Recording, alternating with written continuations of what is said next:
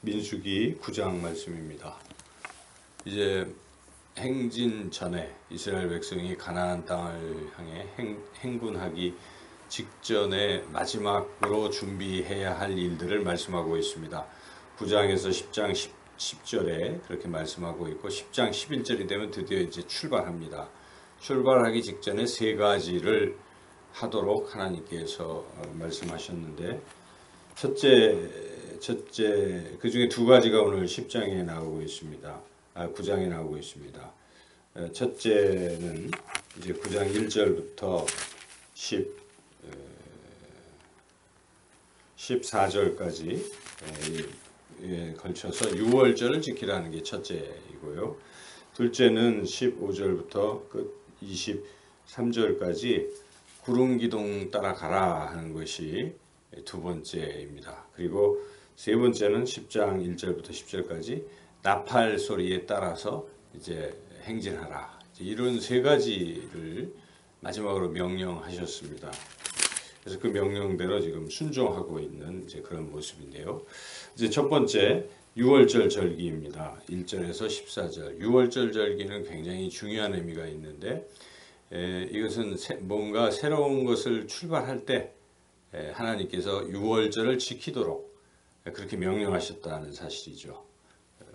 이미 한 번 했습니다. 이스라엘 백성이 첫 번째로 유월절을 지킨 것은 애굽을 떠날 때였습니다. 그래서 출애굽기 12장을 보시면은 이스라엘 백성이 그 애굽에서 신음하다가 모세를 하나님이 부르셔서 보내셔가지고 이제 애굽에서 탈출을 시키시는데 그때 바로 왕이 하도 강팍하게 말을 안 들었기 때문에 하나님께서 10가지 재앙을 내리시죠. 그래서 마지막 재앙이 결국 장자 재앙이었습니다. 장자, 이스라엘의 그 애굽 전역의 초태생, 처음 낳은 것들, 장자들은 다 죽임을 당하는 이러한 벌을 하나님이 내리셨는데 그때 이스라엘 백성만큼은 거기서 이제 면제, 예외가 되었죠. 그래서 그것을 하는 방법이 바로 유월절을 지키는 그런 것인데 어린 양을 잡아서 그 어린 양의 피를 문설주에 바르면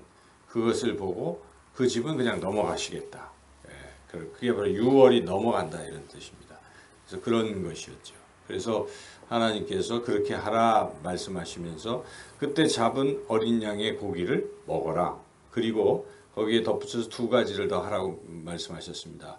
무교병을 먹어라. 그러니까 보통은 빵을 먹을 때 그 누룩을 넣어서 빵을 부풀려서 먹는 것인데 그날은 부풀리지 않는 것이죠. 그 이유는 부풀릴 시간이 없다는 것입니다. 급박하다. 하나님이 그것을 알려주시려고 그냥 급히 먹게 이렇게 구원이 아주 급박함을 깨달으라 하는 그런 뜻이고 물론 그 앞에 어린 양을 먹고 그 피를 문설주에 바르는 행위는 바로 이 어린 양을 통해서 구원을 받았다 하는 것을 기억하라는 이제 그런 것이죠. 그리고 세 번째 먹는 것은 쓴 나물입니다. 쓴 나물을 먹는 이유는 그 애굽에서 겪었던 시간들이 얼마나 쓰냐 이거죠. 고통이었다는 것을 잊지 말라는 것입니다.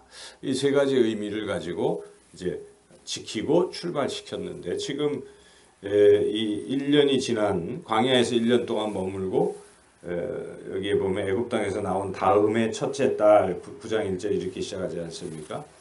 이렇게 1년이 지난 바로 이때 첫째 1월 달에 1월 14일에 유월절 지켜라. 지키자마자 이제 바로 또 거기서 광야에서 출발하는 거죠. 시내산을 출발해서 가나안 땅을 해서 가잖아요. 그래서 그 애굽에서 나오는 탈출하는 그런 날, 또 이렇게 가나안 땅에 향해서 행군하는 날, 바로 이 중요한 새로운 시작 출발점에서 무엇을 했느냐? 유월절을 지켰다 하는 것입니다. 이 굉장히 큰 의미가 있죠. 그래서 하나님의 그 은혜를 생각하면서 떠나라는 것입니다. 구원의 은혜를 생각하면서 떠나라 이런 것이죠. 과거를 잊지 말고 하나님이 구원하셨음을 생각하고 인생을 출발하라 하는 것입니다. 자, 그리고 오늘날 우리가 이 똑같은 것이 결국은 오늘날로 말한다면 성찬식입니다. 유월절은 성찬식입니다. 왜냐하면 우리 예수님께서 아주 중대한 이제 십자가를 지시기 바로 전날 인류 구원을 시작하는 날 무엇을 하셨습니까? 그 전날 밤 제자들과 마지막 식사를 하셨는데 그것이 유월절을 지키는 일이었고 그 성찬식이었죠. 그래서 예수님께서 친히 유월절의 어린 양이 되셔서 예수님의 그 피로 그리고 예수님의 그 살로 너희들이 구원받는 것을 이제부터 기념하고 기억하고 전하라라고 예수님께서 제자들에게 말씀하신 것입니다. 그래서 그 성찬식을 통해서 우리가 예수님 때문에 예수님의 보혈로 구원받았다는 것을 다시 한번 마음속에 생각하고 감사하고 새로운 것들을 시작하라. 그러므로 저는 우리 교회적으로 매달 첫째 날 첫째 주에 성찬식을 달마다 성찬식을 하는 것은 참 의미가 있다는 생각을 많이 합니다. 새로운 한 달을 이제 6월 달도 우리가 새로운 한 달을 다음 주에 시작할 것입니다. 그럴 때 우리가 하나님 앞에 성찬식으로 하나님의 은혜로 우리가 은혜를 기억하고 또 한 달을 시작하고 이렇게 하는 것 참 의미 있고 성경적이라는 생각이 듭니다. 그래서 여기에 이스라엘 백성들이 이렇게 유월절을 지켰다는 것인데 이 유월절 절기는 누구는 지키고 누구는 안 지키고 하는 것인가? 안 지키면 어떻게 되는가? 하나님께서 만약 유월절을 안 지키면 그가 이스라엘 자손일지라도 이제는 내 백성이 아니다. 이렇게 분명하게 선언하십니다.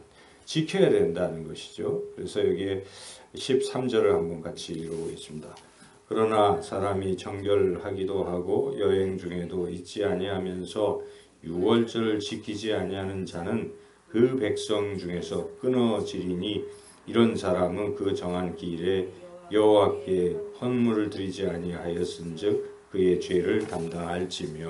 이렇게 유월절 지키지 아니하는 사람에 대해서 내 백성이 아니다라고 선언합니다. 그런데 하나님의 백성이 되는 기준은 무슨 혈통으로 이스라엘 자손이 된다고 되는 게 아니잖아요. 거기에 이어지는 말씀을 보면 타국인이라도 원하면 유월절을 지키게 하라. 그도 내 백성이 된다는 것입니다. 출신 따지지 아니한다는 것입니다. 그래서 14절에 만일 타국인이 너희 중에 거류하여 여호와 앞에 유월절을 지키고자 하면 유월절 율례에 들어 그 규례를 따라 행할지니 거류민이나 에게나 본토인에게나 그 율례는 동일한 것이니라. 은혜는 동일하다는 것입니다. 누구든지 하나님의 은혜를 받아들이는 사람은 구원을 받는다는 것입니다. 그래서 우리가 신앙생활에 있어서 중요한 것은 우리의 어떤 능력이나 이런 것, 출신 이런 게 중요한 게 아니고 오직 하나님의 은혜를 우리가 어떻게 받아들이느냐에 있습니다. 그래서 유월절을 지켜라 하는 것이고 여기에 이제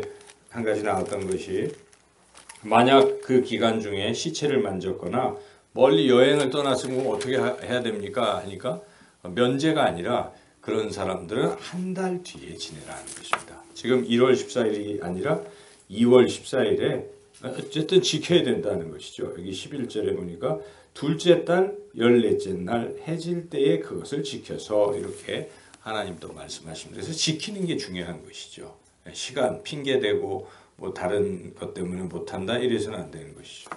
자, 이렇게 유월절을 지키라고 새로운 출발점에서 하나님 말씀하셨고 두 번째는 이제 너희들이 출발할 때 꼭 명심할 일이 있다는 것입니다. 가장 중요한 것은 하나님의 인도하심을 받으라 하는 것입니다. 그래서 성막이 이제 다 세워지면 이제 옮기잖아요. A 지역에서 B 지역으로 옮길 때 거기에 옮겨서 짐을 풀고 다시 성막을 이제 또 세우잖아요. 세우기를 마치면 무슨 일이 있는가? 거기에는 구름이 임한다는 것입니다. 여기 보니까 15절을 읽어보겠습니다. 성막을 세운 날에 구름이 성막 곧 증거의 성막을 덮었고 저녁이 되면 성막 위에 불 모양 같은 것이 나타나서 아침까지 이르렀으되. 그러니까 밤에는 불이 성막 위에 있고 낮에는 구름이 임하고. 구름은 보이지 않잖아요. 밤에는. 그러니까 밤에는 불로서 이렇게 보여주시는 것이고 낮에는 구름으로 보여주시는데 밤에는 이동하지 않습니다. 그러므로 이 구름 기둥을 따라서 이제 이동하는 것인데 구름이 성막을 덮었다가 구름이 위로 이렇게 쭉 뜹니다. 그러면 출발하는 신호입니다. 떠서 이제 구름이 이렇게 갑니다. 그러면 이스라엘 백성은 다 또 성막을 다시 정리해가지고 행진을 시작하는 것이죠. 그래서 구름이 가다가 딱 멈추면 거기에 그냥 또 멈추는 것입니다. 그래서 그날 밤 자는 것인데 잘 때는 무엇이 있습니까? 구름 기둥이 이제 불기둥으로 바뀌는 것이. 그것은 사막의 기후가 밤에는 춥겠죠. 추울 때 하나님이 불로서 이렇게 따뜻하게 해주시는 것이고, 낮에는 또 서늘하게 구름으로 사막에 또 덮어주셔서 이렇게 그런 여러 가지 보호를 하시면서, 중요한 핵심은 하나님이 함께 하신다는 것이고, 이스라엘 백성과 성막 위에 임하셔서, 그리고 하나님이 인도하신다 하는 것입니다. 중요한 것은 이러한 인도하심에 이스라엘 백성은 순종하는 게 중요하다는 것입니다. 그래서 여기에 계속 반복되는 말씀은 여호와의 명령을 따라, 여호와의 명령을 지켜, 이런 말이 계속 반복되고 있습니다. 그래서 마지막 22절, 23절을 같이 한번 읽어보겠습니다. 곧 그들이 여호와의 명령을 따라 진을 치며 여호와의 명령을 따라 행진하고, 또 모세를 통하여 이르신 여호와의 명령을 따라 여호와의 직임을 지켰더라. 이게 하나님의 명령을 따라가는 것이 가장 중요하다는 것을 분명하게 말씀하고 있습니다. 저는 이 말씀을 새벽에 묵상하면서 그런 생각을 해보았습니다. 우리의 인생길도 똑같은 것인데 우리의 인생길을 잘 모르는 것이구나, 이런 생각을 해봤어요. 최종 목적지는 알 수 있죠. 우리는 하나님 나라 천국으로 가는 것입니다. 그렇죠. 지금 이스라엘 백성들은 어디를 가는 것입니까? 가나안 땅을 향해 가는 것은 틀림없습니다. 우리도 그렇게 천국을 향해서 가는데 내일 일을 모를 수 있다는, 알 수가 없다는 것입니다. 지금 구름이 언제 뜰지를 아무도 예측할 수가 없어요. 그래서 여기에 보면은 구름이 안 뜨면 그냥 계속 뜰 때까지 그냥 기다리라는 것이죠. 계속 기다리다가 뜰 때 가는 것입니다. 근데 언제 뜰지 모르잖아요. 그리고 이 기간이 얼마나 될지도 모를 뿐만 아니라 이 구름이 어디로 갈지를 예측할 수 있는 사람은 없습니다. 그래서 하나님이 이 광야 지역이 그렇게 넓은 지역도 아닌데 거기서 38년, 40년 동안 뺑뺑뺑뺑 돌잖아요. 그것은 어디로 갈지 모르는 것이죠. 그래서 우리 인생은 그런 것이죠. 그래서 내일 일을 우리가 몰라요. 모르는 것이죠. 내일 어떻게 될지, 또 앞으로 무슨 일을 어떻게 할지를 우리 나름대로 다 계획을 세울지라도 오늘 밤 내 영혼을 걷어가시면 그건 다 무슨 소용이냐, 이런 말씀도 있지 않습니까? 그래서 우리가 할 일은 그저 내일 일은 난 몰라요 하고 오늘 하나님이 나를 인도하시는 대로 가면 되는 것입니다. 그것이 모이면 결국 천국에 가는 것이죠. 중요한 것은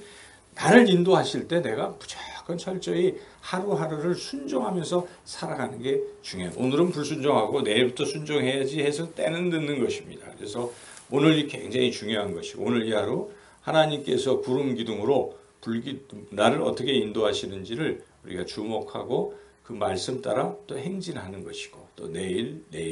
그런데 우리의 마음속에는 소망을 가는, 내일 일도 좋을 것이요, 모레 일도 좋을 것이요, 하나님이 인도하시는 길에는 한치 오차도 없고 하나님은 가장 좋은 길로 인도하심을 믿고, 이는 날마다 우리 위에 떠 있는 이 구름 기둥을 따라 우리의 인생을 걸어가시기를 주님의 이름으로 축원합니다.